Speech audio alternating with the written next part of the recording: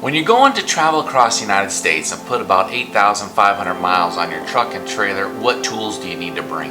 That's a good question. I'm going to show you today the tools that we are going to bring on our trip across the United States. It's a 3-month trip, so I'm sure that within 3 months I have an old trailer, 2005 trailer.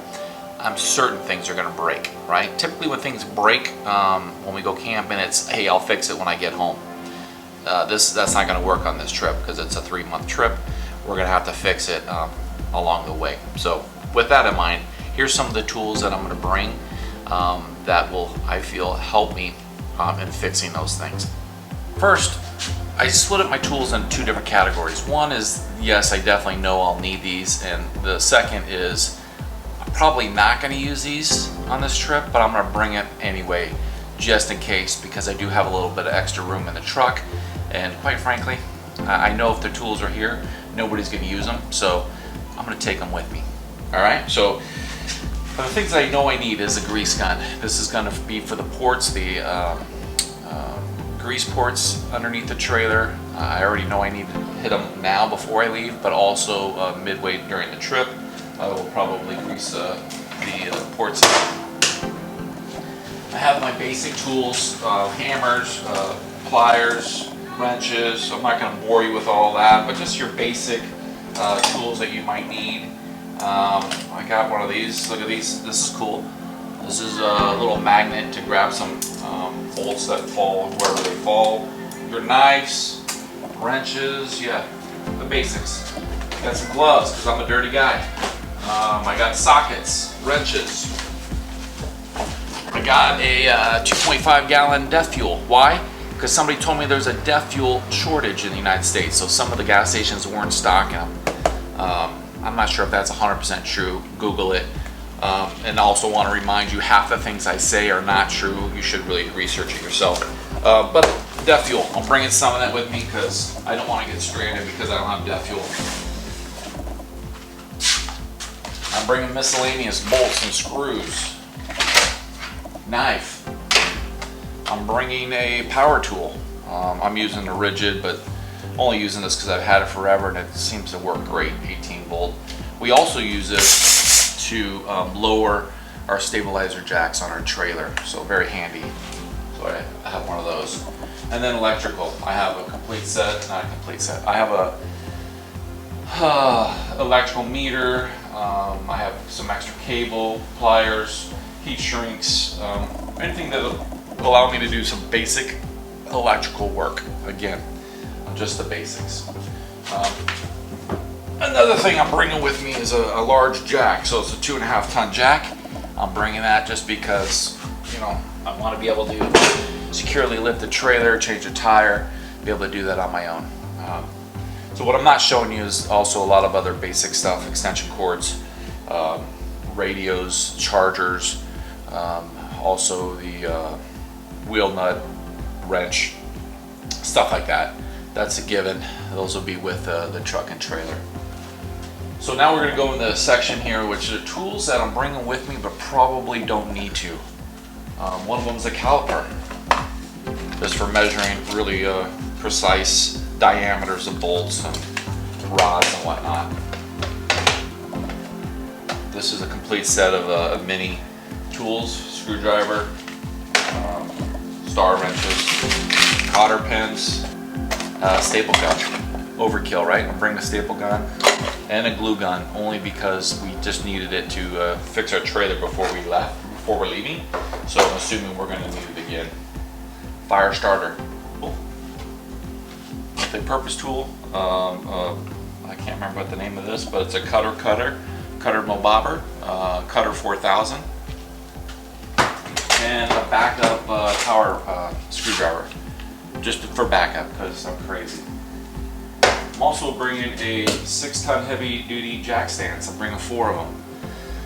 We did run across a situation where we had to jack up the trailer to change a tire. It was in a weird area, unstable ground, uneven ground, I should say, and unstable. So those I used to jack and support the trailer while I was underneath it.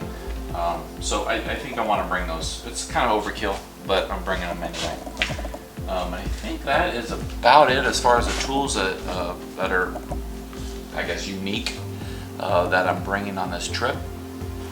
Other things I want to mention that I am bringing with us is tape. I got tons of tape. I got electrical tape, colored tape, duct tape, red duct tape.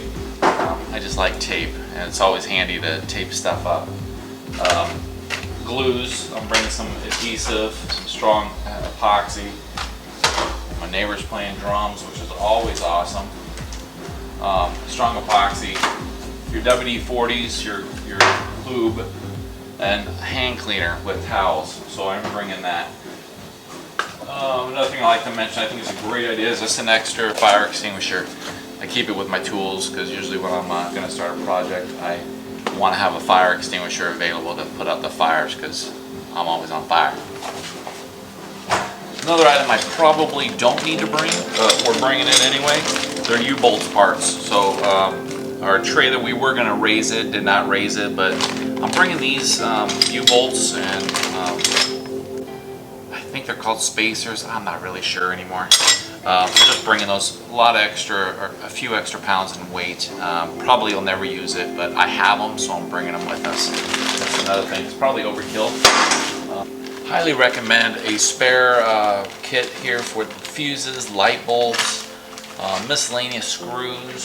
Definitely bringing that because you never know when you're going to need it. So this stuff I've collected throughout the years, but I would definitely recommend spare screws, fuses, light bulbs.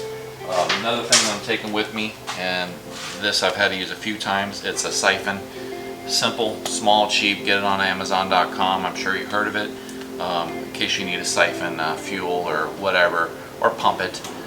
Great for if you run out of fuel, you're at a campsite, just go to your neighbor's RV when they're not looking, boom, take some of their fuel. Okay, think about it. Yeah, these are pro tips, trust me. I've done that a few times.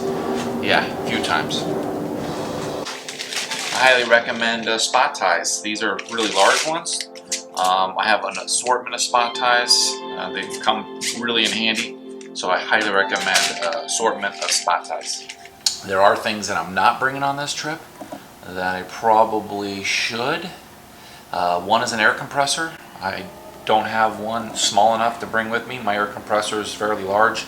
So I probably will go out there and get a smaller air compressor before the end of this trip. So we'll see. I can't think of anything else I'm not bringing.